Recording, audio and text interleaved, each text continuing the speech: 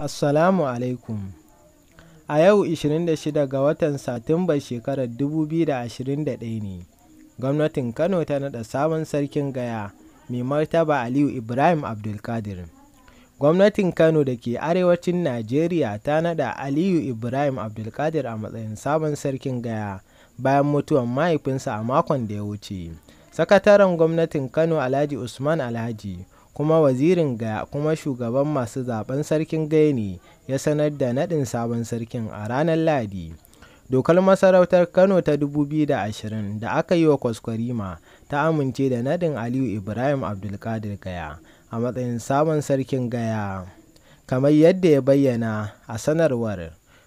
Ku ci gaba da kallon Gaskiya TV domin samun shirye-shiryenmu da zarar mun ɗora. Mun gode.